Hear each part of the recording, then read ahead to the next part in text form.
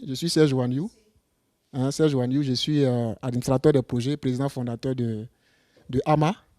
En question, c'est l'Alliance mondiale pour l'Afrique, institution de développement humain et de financement de projets. À l'Alliance mondiale pour l'Afrique, déjà, il faut que je souligne que notre mission principale est d'accompagner financièrement et de façon technique tous ceux qui sont porteurs de projets et acteurs au développement en Afrique. À ce titre, nous avons 4 cibles: les particuliers, les entreprises, les collectivités et les projets d'infrastructures privées et publiques. Bon, déjà, normalement, je pense que, vu que nous sommes une plateforme de développement, nous regroupons déjà près de 1000 porteurs de projets. Pour nous, la principale source, c'est vraiment notre capacité, nous-mêmes déjà, à pouvoir nous mettre ensemble pour pouvoir mobiliser le minimum que nous avons pour accompagner les acteurs qui ont des projets à un certain niveau.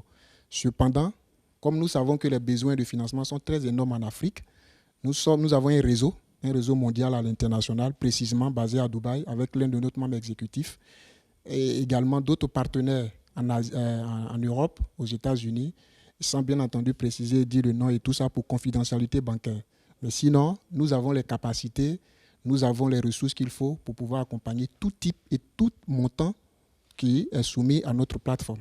Il est important pour nous de porter une mention à notre façon, à notre méthode de financement, parce que nous faisons du financement de développement.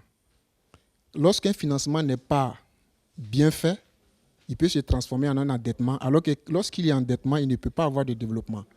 AMA vise le développement, donc nous faisons du financement de développement qui est basé sur une politique de financement qui est un accompagnement technique et financier. Notre politique de financement se résume en 4 mots. Le premier mot, c'est bien entendu l'identification, qui est pour nous une façon de diagnostiquer, de connaître le porteur de projet, son besoin et ce qu'il a comme idée. Et deuxièmement, nous le formons avec un séminaire. Et après la formation, nous le présentons à une opportunité de financement qui répond à son besoin. Parce qu'il est important de souligner que lorsqu'on parle de financement, c'est vague et c'est vaste. Alors nous apportons la solution qui correspond au projet du porteur membre de notre plateforme. Et après le financement, il y a un suivi et une évaluation qui est faite pour assurer non seulement la pérennité, la productivité, mais le remboursement ou le retour sur investissement du financement en question. Les fonds sont mis de sorte à éviter tout risque de non-remboursement. Parce qu'aujourd'hui, il est important, en tant que porteur de projet, de se présenter à tout partenaire financier comme une opportunité et non comme un risque. Donc, à l'Alliance mondiale pour l'Afrique, nous faisons en sorte que nos membres, avec leurs projets, soient plutôt une opportunité d'affaires et non un risque pour celui qui est financier. C'est à cet effet que déjà, nous évitons de mettre à la disposition de nos porteurs de la liquidité.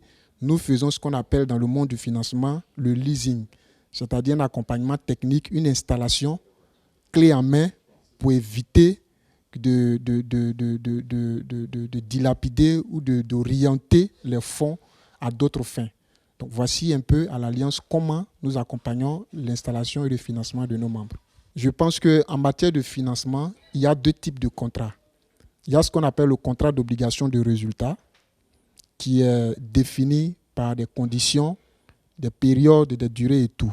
Il y a également des contrats d'obligation de moyens. Sur la plateforme de l'Alliance mondiale pour l'Afrique, nous avons quelques rares contrats d'obligation de résultat, mais plus de contrats d'obligation de moyens. En d'autres termes, nous avons des programmes spécifiques qui sont conduits de façon professionnelle, de façon stratégique, pour faire en sorte effectivement que la durée de financement ne soit pas très longue. Cependant, nous pensons que estimativement à l'international, les durées peuvent aller jusqu'à 45 jours pour un porteur qui est solvable. Mais quand le porteur n'est pas solvable, nous ne le mettons pas à la porte. Nous créons un cadre assez logique pour lui permettre, n'est-ce pas, d'avoir accès à son financement. Mais à cet effet, bien entendu, la durée ne sera pas de 45 jours, mais bien entendu au-delà de 45 jours. Donc voici déjà, en termes de temps et de période, des indications que nous pouvons donner à tous ceux qui sont intéressés à la plateforme de l'Alliance mondiale pour l'Afrique. Le suivi que nous mettons en place, c'est un accompagnement en amont et en aval. Alors, lorsque nous parlons d'après le financement, il y a bien entendu un service.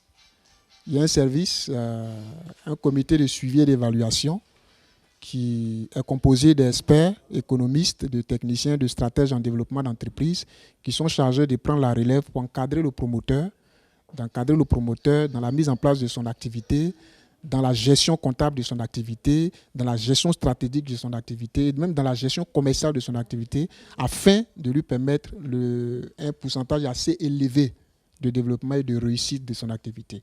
Donc voici un peu comment nous faisons au niveau du suivi et de l'évaluation des projets. Cependant, l'objectif est tout simple.